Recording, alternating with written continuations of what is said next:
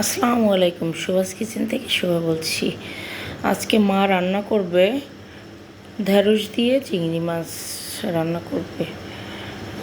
উনি এই জিনিসটা খুব সুন্দর করে আনতে পারে, আমার খুব টেস্ট লাগে। আমি আগে ঢ্যাঁড়স খেতাম না, কিন্তু এখন খাই। প্রথমে ঢ্যাঁড়সটা নেড়ে নেওয়া দেখলেন না, নেড়ে নেয় তেলের উপরে।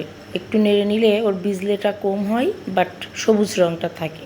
তারপরে পেঁয়াজ দিল, তার সাথে এক গাদা হলো চিংড়ি মাছ দিয়ে দিল, দিয়ে ভালো করে নাড়ছে। এরপরে মা তৈরি করে রাখছে মশলাগুলো দিয়ে কষাই নিল। মা কি মশলা যেন দিল ওর ভিতরে, একটু কম কম দিতে হবে, খুব বেশি না। কষায় তারপরে যে ভেন্ডিগুলো ওর ভিতরে দিয়ে দিবি। দেওয়ার পরে একটু ভালো করে নেড়ে নেবে, নিয়ে তার ভিতরে গরম পানি ঢেলে দিল। একটু গরম গরম পানি দিতে হয় তরকারিতে, একটু গরম গরম পানি দিলে ভালোই হয়।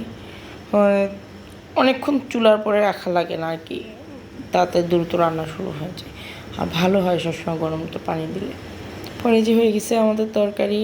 আমাদের ভিডিও ভালো লাগলে আপনারা দেখবেন, প্লিজ টেনে দেখবেন না, সুন্দর করে দেখবেন। আর লাইক কমেন্টস শেয়ার করবেন, আমাদের জন্য দোয়া করবেন। আপনারাও ভালো থাকবেন। দেখছেন, দেখে মানে খেতে মন চায় আসলে। এতে কিন্তু কোনো লাইট মারা না, কোনো ফ্ল্যাশ দেওয়া না, কোনো কিছু না। তরকারির কালারটা এরকম। আসসালামু আলাইকুম, ভালো থাকবেন।